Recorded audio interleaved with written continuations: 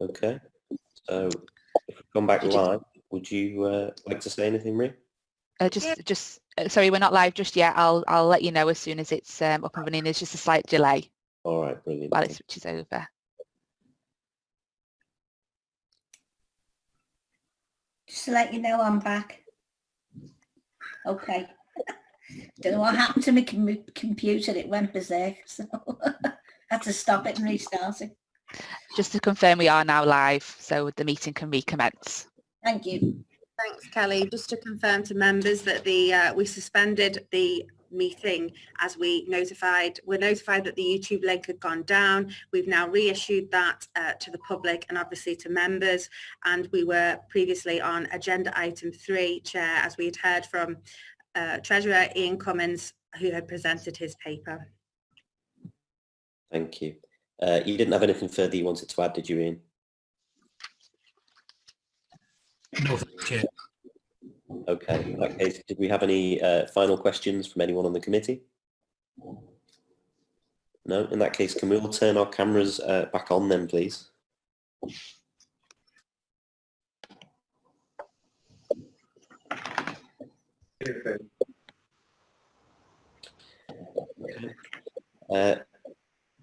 So if anyone has any issues they want to raise, then they can raise them now. If not, then I'll take the recommendations as approved. Is that agreed? Agreed. Okay, excellent. All right. Item 5. This is the update to the delivery of apprenticeships. Is this Nick? It is, thanks, Chair, yeah. Okay, I'll make a start. Okay, the purpose of the report is to inform members of the progress made following the approval of the development of apprenticeships as an employer provider here within MFRA. And the recommendations are that members note the current position and approve the adjustment of the budgets for the apprenticeship delivery. This is within internal budgets. So, introduction and background. As members are aware, the service has been involved with the delivery of apprenticeships since 2015. When we commenced with the delivery of the community safety advisors. Subsequently, the services looked to introduce apprenticeship opportunities within various areas of the organisation. Those including within our CAD developers, so our computer-aided design developers, business administration, engineering, and within vehicle maintenance and the workshops. However, with the publication of the Operational Firefighter Apprenticeship Standard, we considered how this and other apprenticeships could be delivered most effectively. And as reported previously, the attainment of the apprentice employer provider status allows the service to administer these programs on behalf of our own employees. So following authority approval, the service has progressed through the application process and is now listed on the register as our own employer provider. As an example, the firefighter recruits who are now enrolled onto the Operational Firefighter Standard Apprenticeship, which is a 24-month development program delivered through the recruit course at the Training Development Academy and whilst in development throughout the remainder of that 2-year process. Currently, 3 cohorts have been delivered, which has resulted in 59 learners, so firefighter learners who are currently going through the apprenticeship program with ourselves.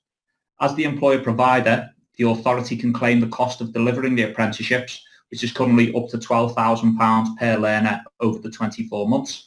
Through our digital apprenticeship service levy account, so it's the levy account.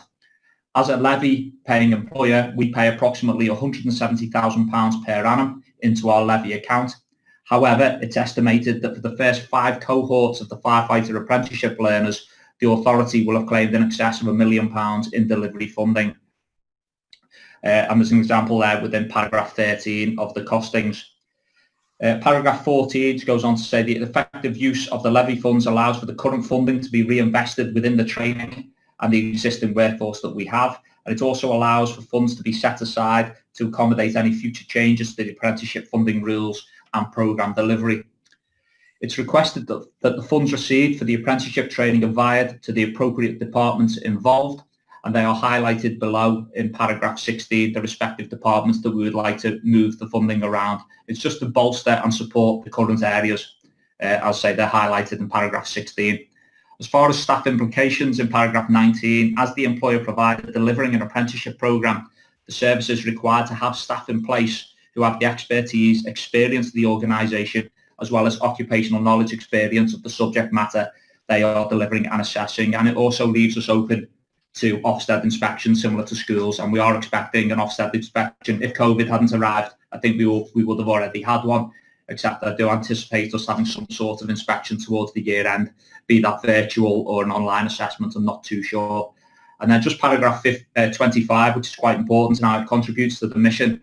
By reinvesting the funds received for the delivery of the apprenticeship training, the service can ensure appropriate resources are committed to maintain the high quality firefighter training that we have, and having a direct impact on how we develop our staff and our ability for our people to be the best that they can be.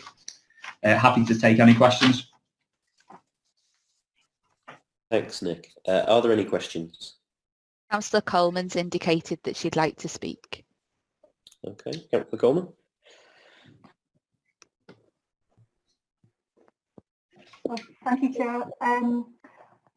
I think this is absolutely fantastic. And obviously, you're really happy that at the end of the 2-year programme, there will be, obviously, it's robust enough, the training programme will be robust enough to facilitate really fully fledged competent firefighters again. So that's not my question. I just wanted to know, you said it's a 2-year programme. How does that compare with the traditional route? Well, sorry. Yeah, thanks very much. It's very similar, to be honest. At the moment, we're on the MVQ standard. So what they have to do at the moment, it normally takes about 18 months to complete the firefighter MVQ. Anywhere between 12 and 24 months, but normally about 18 months. I think what this does, though, it gives us every 3 months, the individuals will be brought back into the training school with their own watch manager who's getting trained as an assessor as well. And we will continue this progress through the 2-year process. So in answer to your question, it's very similar. Some recruits take 2 years, some take 18 months. It really depends at the moment on what station they're at, because some stations are busier than others, whereas this takes that away. They get the experience because they're coming into the training school to be assessed on a 3-monthly basis, so it puts everybody on the same footing, really. So there's no advantages to whichever station you're posted to.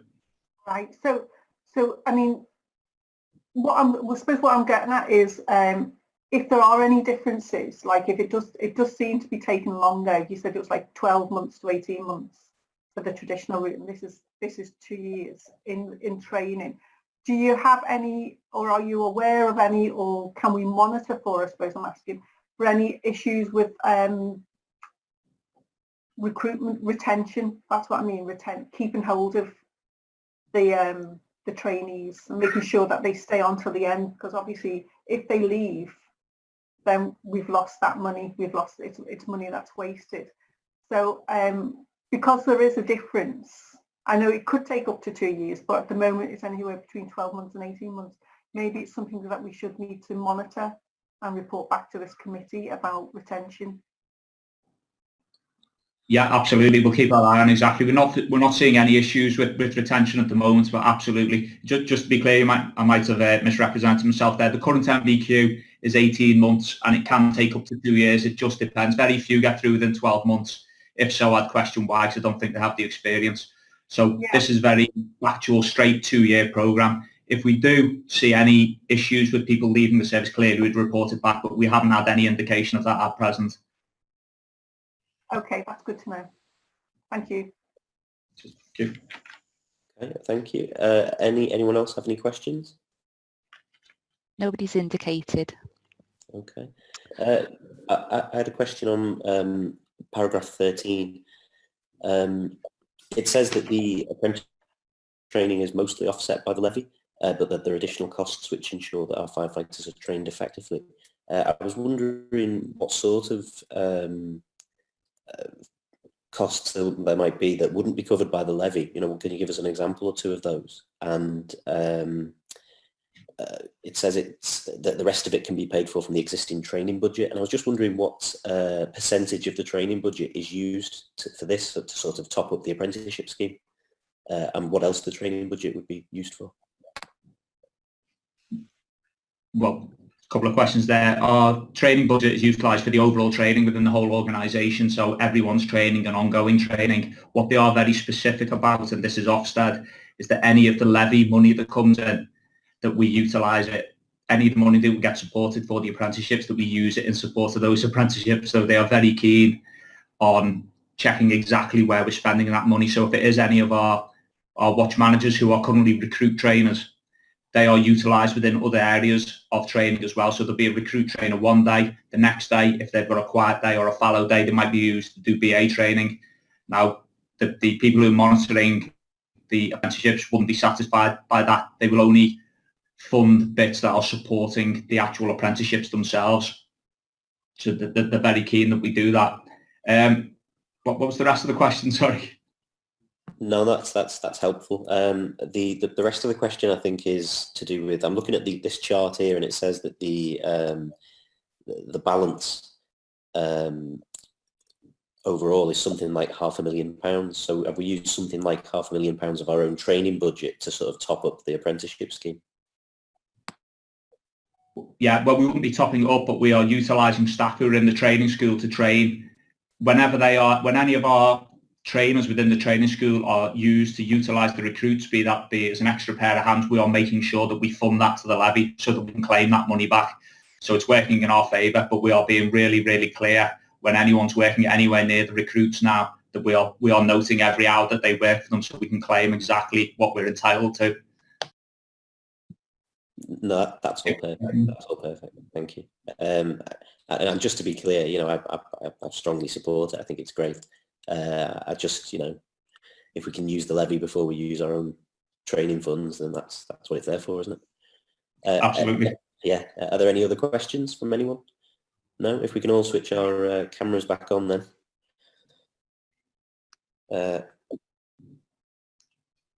And nobody wishes to make any further comments, so can we accept that recommendation then?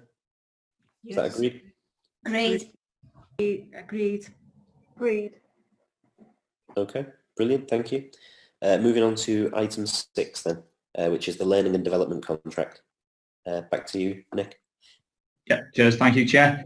I'll be very brief with this one. This is actually the learning development, and it's the extension to an existing contract, so we might need to amend the title of the report. It's just an extension to an existing contract that we have in place at the moment. And the purpose of the report is to seek members' approval to extend the current contract that we hold with Brathay Services Limited for the provision of specialist team building training for 1 year due to the inability of the authority to move to market due to the restrictions placed on us within COVID-19.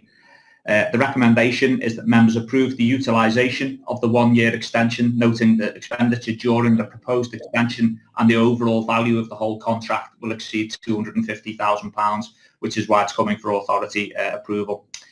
The 3-year contract for the provision of specialist team building programmes had the option to extend by a further year.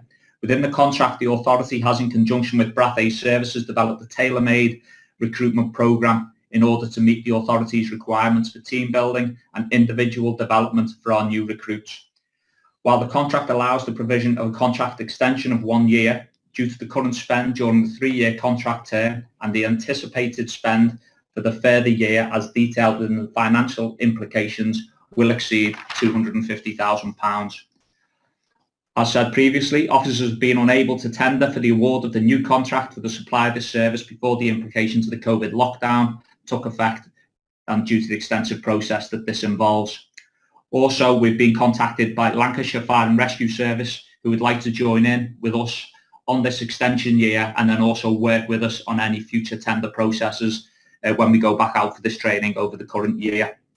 The financial implications in paragraph 15, based on known and predicted training requirements, it is expected the authority spending during this next year to July 2021 will be £175,707 for the courses provided.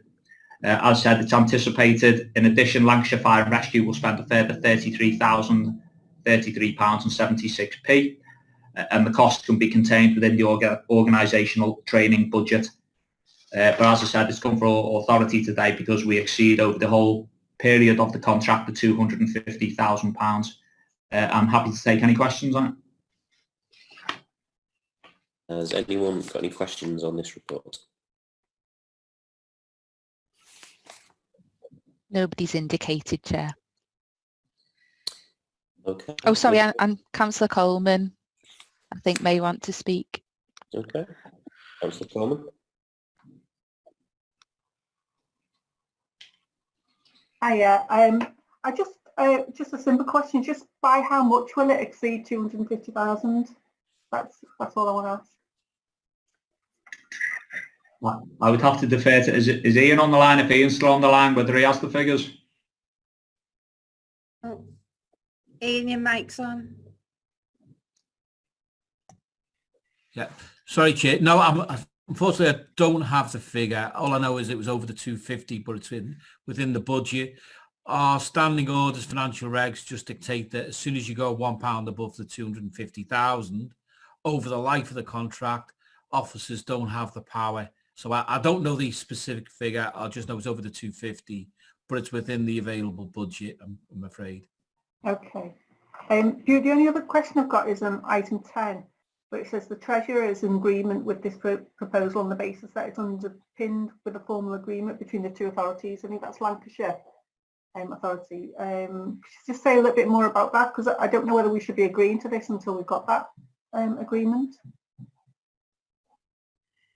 I think from myself, it's just the Treasurer, I'm sure he can speak for himself, but he's just in agreement with the proposal moving forward. Clearly, if it's not agreed today, then clearly it wouldn't progress. But I think the idea behind us working closer with Lancashire, I'm sure Ian's in approval of that with their own Treasurer. Clearly, depending on what happens today, that may well change. But as far as the Treasurer, he's content with us working with the Treasurer in Lancashire as well to progress the matter. Yeah, Okay. and I think that's referring to the Treasurer in Lancashire. So it's just basically saying that both the required officers in both authorities have signed up to the fact that, you know, the cost that we incur in the first instance for Lancashire will be reimbursed by Lancashire when we invoice them. Okay. Chair, if I could just come in there. I think part of the ask is we know that the spend for our own officers is going to exceed the 250,000. In regards to the cooperation and collaboration with Lancashire, it would have to be agreed beforehand before we would incur any costs on behalf of the authority. Sorry, could you just repeat that? You just went off a little bit there. Yeah, it's just to say that the ask of members today is we know the contract's going to exceed 250,000 for the Merseyside costs anyway. However, there's been noted that there's some collaboration that can take place, and we wouldn't incur any cost by the authority before any agreement was in place to ensure that we could recover that money. Okay, thank you. Okay, are there any further questions? No? None are indicated. Okay, well, if everyone can switch their cameras back on though.